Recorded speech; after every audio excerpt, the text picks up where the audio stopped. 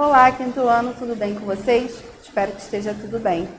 Bom, gente, vamos iniciar agora a nossa revisão de matemática, né, para a nossa prova, o nosso conteúdo da unidade 3, onde a gente vai aprender um pouquinho mais sobre geometria. Vamos lá. Figuras não planas, gente. Figuras não planas são aquelas que não são chapadas, né? Não é o quadrado, não é o retângulo, são sólidos geométricos, digamos assim. Nós temos o exemplo do cubo, a pirâmide. Essa pirâmide aqui ela é de base pentagonal. O paralelepípedo, o prisma. Esses aqui são os poliedros. Por quê? Porque as faces deles são formadas por poliedros, por polígonos. Né? Os poliedros têm as faces formadas por polígonos, ou seja, quadrado, triângulo, retângulo. Por isso que eles são chamados de poliedros. Enquanto os corpos redondos, ele tem partes arredondadas, né? Eles são formados por algumas superfícies arredondadas, tanto que eles rolam. Então, nós temos poliedros e corpos redondos. Poliedros a gente pode falar que não rolam, enquanto os corpos redondos rolam. Beleza? Então, basicamente, esse início é só isso. Temos também a circunferência e círculo. Qual é a diferença de um para o outro? A circunferência, ela é só a forma, o ladinho de fora. Enquanto o círculo, ele é formado pela circunferência e seu interior. Então, circunferência, só a linhazinha. Enquanto o círculo é formado pela circunferência mais o seu interior. Bom, entramos em retas. Reta, gente, não tem dificuldade. Uma reta não tem princípio e não tem fim. Então, vamos lá. Uma reta, ela pode ser nomeada... Eu tenho aqui uma reta que pode ser chamada de reta R. Mas esse R aqui, ele tem que ser minúsculo. Por quê? Porque ele vai nomear essa reta. Se eu tiver algum ponto cruzando, algum ponto dentro dessa reta, eu posso chamar essa reta desse ponto.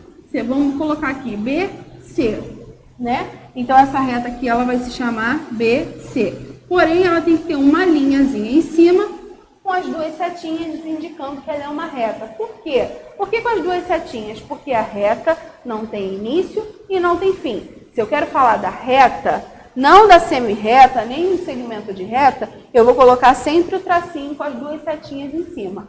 Tá bom? Então, a reta não tem início e não tem fim.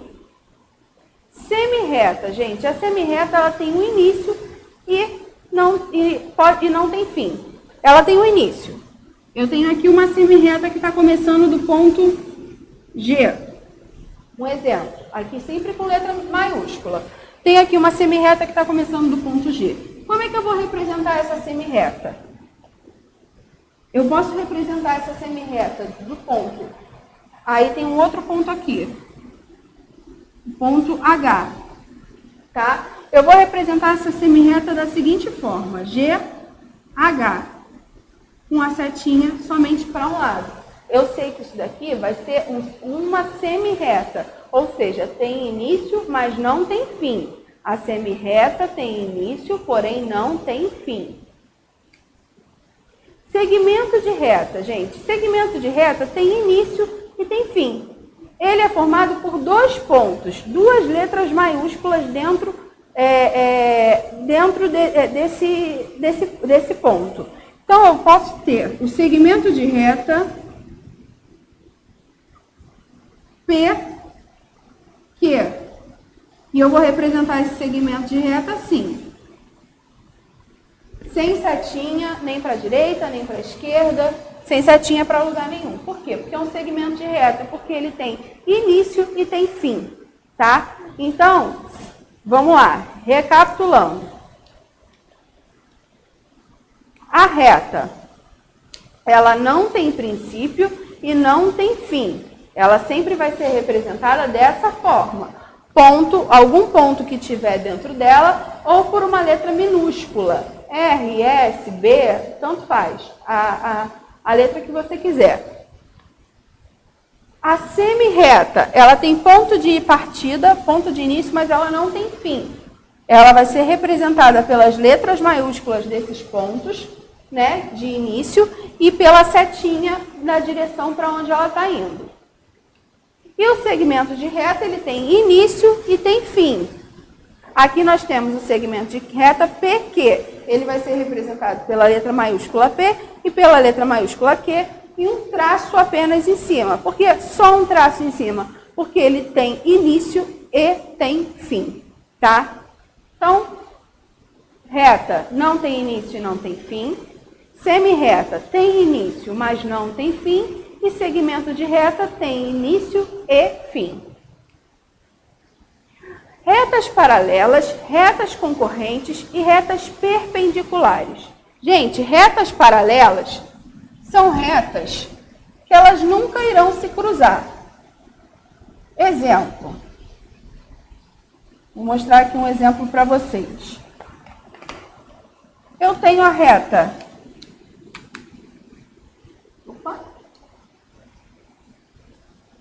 Aqui acontece. Vamos lá. Eu tenho aqui a reta R e a reta S. Essas retas, se elas continuarem, elas vão se encontrar em algum momento? Elas vão se cruzar em algum momento? Nunca. Essas retas, elas nunca vão se cruzar. Então, nós chamamos essas retas de retas paralelas. Ou seja, elas nunca se cruzam. E nós temos também as retas concorrentes. Retas concorrentes são as retas que se cruzam, tá? Temos também a perpendicular. O que é uma reta perpendicular? É uma reta concorrente, porém, ela forma 4 ângulos retos. Ela é formada por 4 ângulos retos, tá? Então, por isso que ela é chamada de reta perpendicular. Então, reta paralela, elas nunca vão se cruzar. Reta concorrente, elas se cruzam em um único ponto. E reta perpendicular, ela se cruza em um único ponto e é formado, e conseguimos formar ângulos retos dessas retas, tá? Basicamente é isso. Paralela não se cruza, concorrente se cruzam, perpendicular se cruzam, formando um ângulo reto no centro dele. Ângulo, gente. O ângulo, gente, é a abertura delimitadas por 2 retas. Se eu tenho uma reta aqui, que se inicia aqui, e uma reta também que se parte do ponto A para cá, aqui eu vou formar um ângulo. O ângulo é esse espacinho dentro. Nós temos aqui um vértice, aqui a reta, outra reta. Esse espacinho aqui dentro é o ângulo que a gente forma. Isso aqui é um ângulo, tá?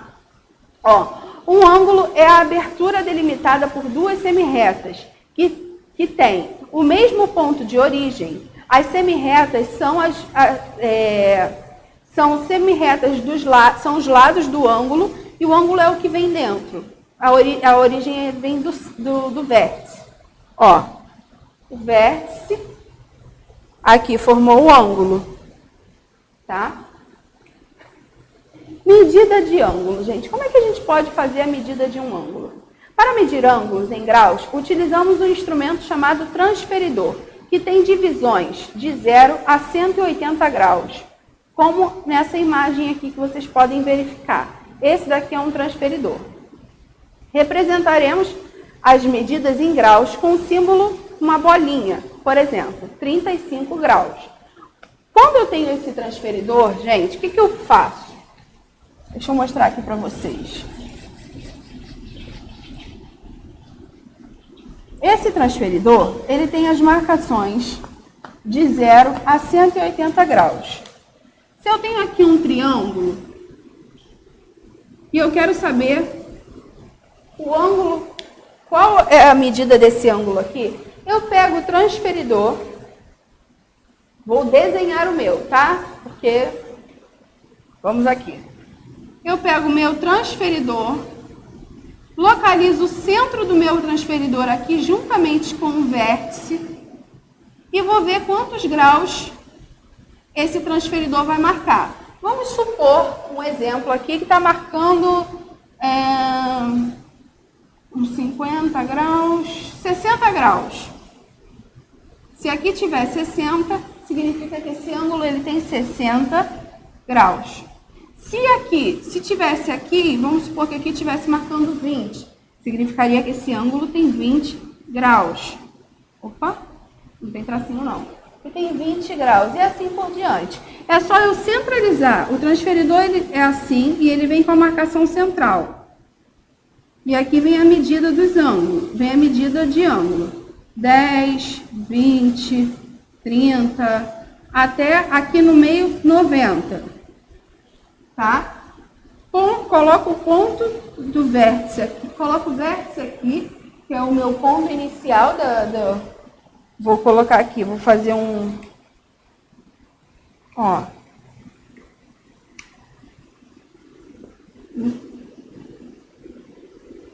o ponto aqui inicial. Esse ângulo aqui, vamos supor que ele tem 40 graus, entendeu? É assim que a gente mede um ângulo em graus, tá? Bem fácil, bem tranquilo, vocês não se preocupem com isso. Eu vou pedir para vocês basicamente saberem o que é um ângulo reto, um ângulo agudo, um ângulo obtuso.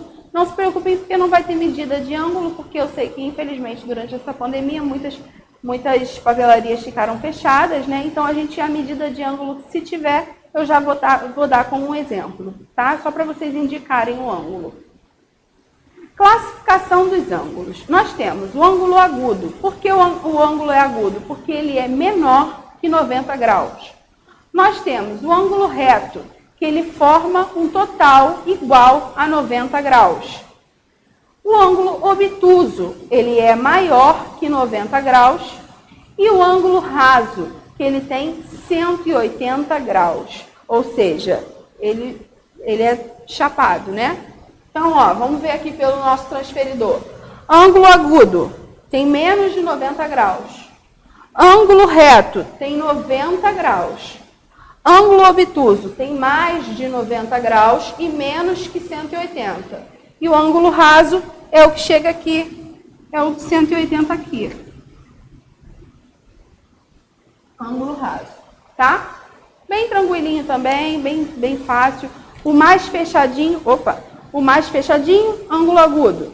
Reto é aquele retinho, como se fosse o canto de um quadrado.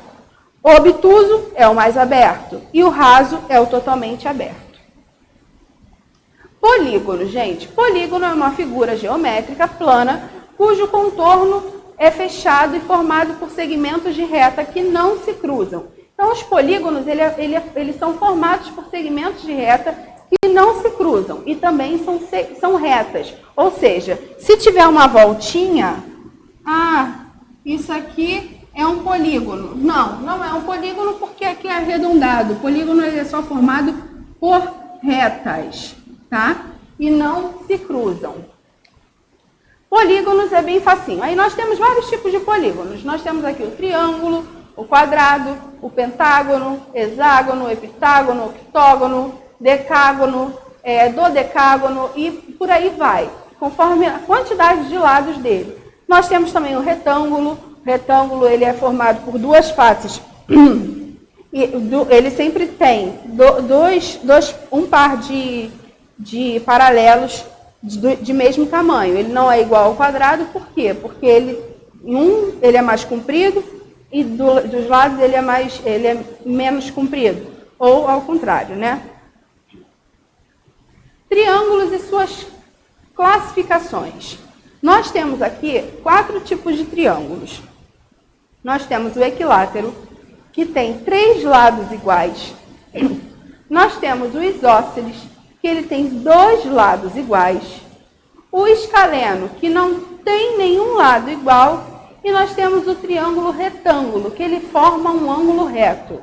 Como a gente descobre se está formando um ângulo reto? Pega uma folha de papel e usa o canto da folha de papel. Aquilo ali é a forma de um ângulo reto. Então, se quiser saber se o triângulo está formando um ângulo reto, pega a folha de papel e posiciona. Formou aquela pontinha ali, formou aquela ponta da folha, é um ângulo reto. Não formou, ficou menor, ficou maior, não é um ângulo reto, tá? Então, o triângulo equilátero tem todos os lados iguais. O isósceles só tem 2 lados iguais. Escaleno tem todos os lados diferentes, nenhum lado igual. E o triângulo retângulo, ele é formado por um ângulo reto. Quadrilátero, gente, nós temos dois tipos de quadriláteros, o paralelogramo e o trapézio. Por quê? Dei esse exemplo para vocês na aula online, mas vou dar de novo aqui. Vamos lá. Deixa eu terminar de apagar aqui. Dar o exemplo para vocês. O paralelogramo, gente, ele possui os lados opostos e paralelos. Ou seja, eles nunca irão se cruzar. Ó. Se eu continuar essas retas,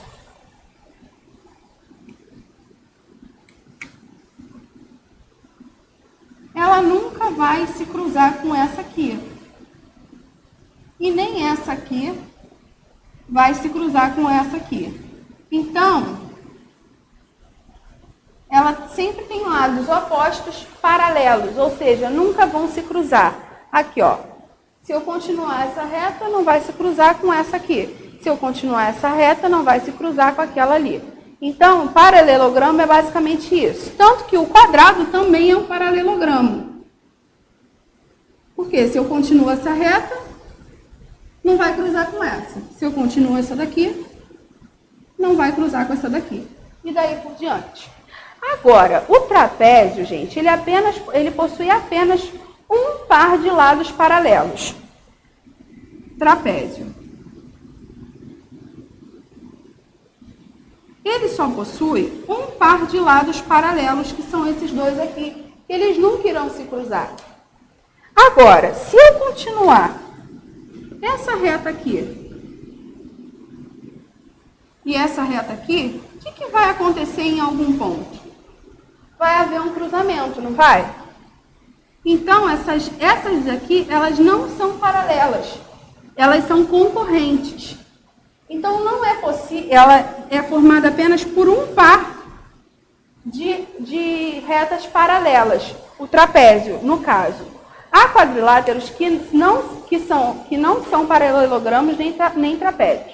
Tem alguns tipos de quadriláteros que não são nenhum nem outro. Mas a gente está trabalhando com os que são. Nós aprendemos paralelogramos. Dois pares, os quatro lados, eles são paralelos. Esse com esse com esse. E os trapézios possuem apenas dois lados paralelos, dois lados que nunca vão se cruzar. Porque esse e esse, eles, se continuarem as suas retas, em algum momento eles vão se cruzar, tá?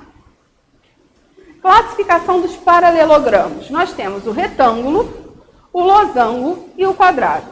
O retângulo possui os quatro ângulos internos retos, só que ele não tem todas as medidas iguais. O losango possui os quatro lados com a mesma medida, porém, os ângulos, eles não são retos, vocês podem observar. Tem dois agudos e dois obtusos. E o quadrado possui os quatro ângulos internos retos e os quatro lados com a mesma medida. A diferença entre os três é essa. O retângulo, nós temos aqui todos os ângulos retos, porém, medidas diferentes.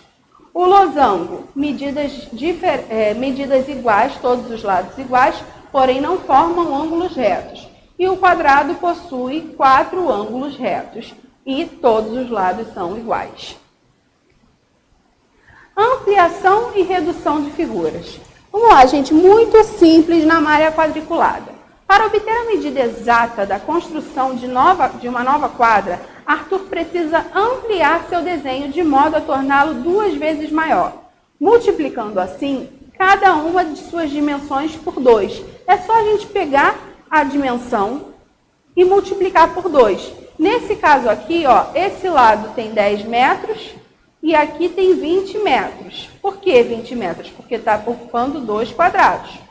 Né? Eu quero dobrar isso daqui. Eu multiplico 10 por 2, que vai dar 20, então eu vou usar 2 quadrados, que aí é esse exemplo aqui, e multiplico o 20 por 2 também, que vai dar 40, então eu vou utilizar 4 quadradinhos. Então é só eu sempre multiplicar por 2. 10 vezes 2, 20. 20 vezes 2, 40. Logo, as dimensões da nova quadra, elas têm a mesma dimensão, só não medem a mesma coisa. Foi dobrado esse tamanho. E finalizamos aqui o nosso conteúdo de geometria, bem simples, bem facinho, mas se tiver ainda dúvida, é só me perguntar pelo Teams nas nossas aulas ao vivo ou mandar um WhatsApp também, tá bom? Um beijo, estudem e até a próxima!